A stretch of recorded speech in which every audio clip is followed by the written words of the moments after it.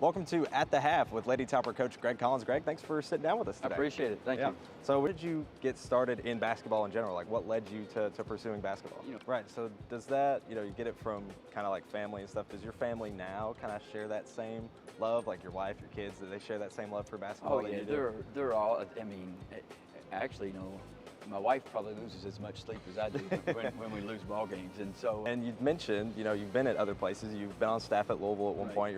You were assistant coach at Arkansas. Two very, very, successful programs, especially in women's basketball. What was it like, being there, and what things did you take from there when you brought to the Hill? Coach, thank you so much for taking a minute to sit down with us here on the Extra Point, and that's going to be all here for At the Half with Lady Topper head coach Greg Collins. With champions crowned and the checkered flag falling here at the Nashville Fairgrounds Speedway in 2023, racing will return here in the spring of 2024. For the Extra Point, I'm Ryan Murphy. Coming up, WKU is looking to rebound against UTEP. Reporter Colin Craig will join us to talk Hilltopper football. You look at this game, it's going to be clear who the better football team is, but just because you can see who the better football team is doesn't necessarily mean they're going to come out on top. The evening looked bleak for Hilltopper Nation as Lady Toppers faced some very challenging news just hours before tip-off, that Acacia Hayes and Destiny Salary would not be hitting the floor with them. But that challenge, you can put it behind them, because a 19-point comeback for the Lady Toppers was mounted in the second half and ended up resulting in Greg Collins' 100th win with the Lady Toppers. The next game for the Lady Toppers will be right here in Diddle Arena on Saturday at 2 p.m. against Jacksonville State. Reporting from Diddle Arena for the Extra Point, I'm Ryan Murphy.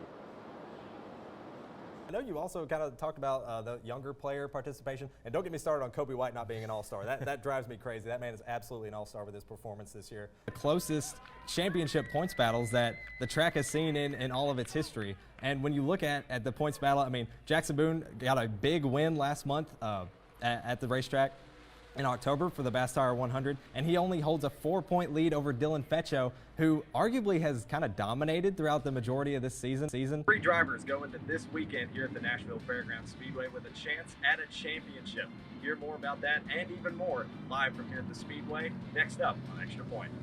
The WKU Dance Company will also be premiering special student choreographed programs both tonight and tomorrow right here on campus at the Russell H. Miller Theater. And those performances will take place at 7:30 p.m. These groups are leading the charge into Fountain Square Park here in downtown Bowling Green. There's so many different groups and organizations that are being represented here tonight. You've got the sororities and the fraternities that have all created their floats for this event and for this homecoming weekend. But you also have student organizations, things like the agriculture department. You've got the International Club, which features so many different students from so many different countries, all represented and all who attend right here at Western Kentucky University.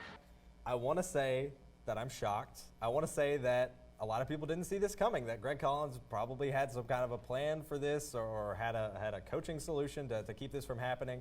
But ultimately, Lady Toppers blow at one point what was a 13-point lead in this matchup, ultimately end up losing by 3. And the big thing to look at here, Makai, especially, is those 20 turnovers. The 20 turnovers is really what has kind of killed or laid back the Lady Toppers offense, especially because one week they may have opportunities where they get out front, they stretch their legs a little bit, they force a lot of those turnovers back to back to back. That's what allows them to win by 10, 13 points. But then you have weeks like this past week against New Mexico State where they force or they end up giving up 20-plus turnovers and they only lose by 3. So that's kind of been almost their Achilles. The number 1 team in the 6th region ventured south to Bowling Green to take on the number 1 ranked 4th region Purples in a nail-biting top 20 matchup. Christian Doer said copy and paste it, hitting a fadeaway of his own under heavy pressure. Doer would lead the Eagles on a late charge, catching Braylon Banks, locking him up, taking a wide open 3 in the final minutes. I know you're going to talk about Cade Unseld, and listen, I would put Cade Unseld right up there with my pick, Mason Ritter, because Mason Ritter, I think, just has a little bit of an edge in his ability on all sides of the court. It's the final race weekend of the year here at the Nashville Fairgrounds Speedway. We're going to recap all the action up next on the Extra Point.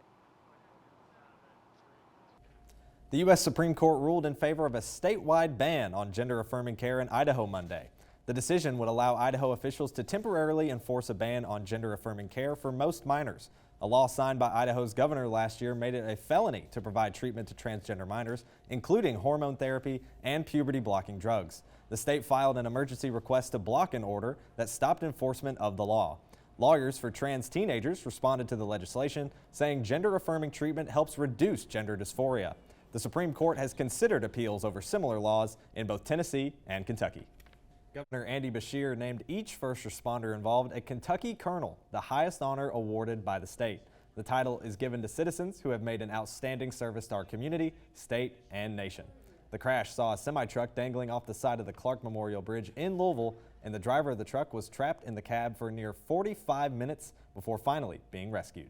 For the second straight year is pretty impressive. Absolutely. I mean, Cade Unseld was kind of the defining player on that Warren Central roster, and a team that was already pretty strong. They had some really strong guys, especially in Starks and Bratton. They had a lot of good players, but for him being able to lead that team, commit to a local school as well, that's not only going to, be confident for him, I think, to stay close to home, but it's going to bring a lot of, energy into Diddle Arena, I'm sure. Yeah. Well, I'll just go ahead and tell you that before I went to this event, I was not that big on the Kentucky Derby. You weren't? 150th year, I think you've got to be pretty hyped right now. I mean, 150 years, how many sporting events can say, Cole, that they've been around that long?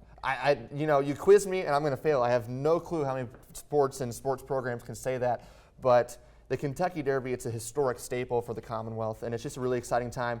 Now, I did hear that you guys got to talk to some people about some fashion. What's in, what's out? Is this good enough to wear to the Derby, or do I need to change up what I'm wearing on my feet? Well, with everybody we've talked to, it seems like, everything's up in the air. I think I've heard some things about flip-flops even possibly being worn. I mean, we got the big hats, as always. Everybody's got to wear your big flippy hats. For some reason, flip-flops might be kind of in. So if you see some people in the infield wearing that, don't be too freaked out. There we go. So, welcome back to News Channel 12. Now, this is something you just have to see to believe, okay? An elephant is on the loose, or was on the loose, in the streets of Montana.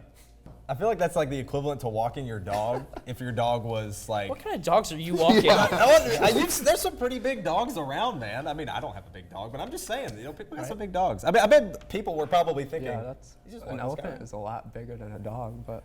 a little bit harder to handle, I imagine. Yeah, I'm with him. What kind of dogs are you seeing that are elephant sized? You see those like Great Danes? Those things are like as tall. Now, granted, I'm not very tall, Micah, but I'm just saying. I'm just saying.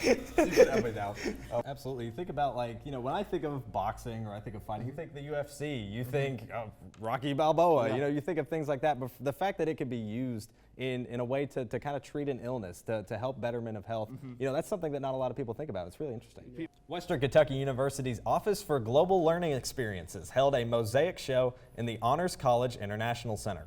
It was an opportunity for students to learn about new cultures, connect with international students, and learn about studying abroad opportunities. Students were also able to play games like Mexican Bingo, paint their names in calligraphy, and try different snacks from other cultures. If you're interested in learning about study abroad or how to get involved with other cultures, you can find out about more events on Instagram at WKU Global.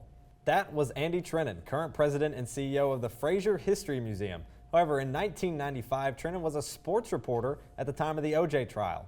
After getting the call, Trennan was at the court to hear the fate of O.J. Simpson. Trennan hadn't been involved in hard news before that, so he was prepared for anything to happen after the verdict came out. That's all the time we have left for today, and as always, it's up and it's good.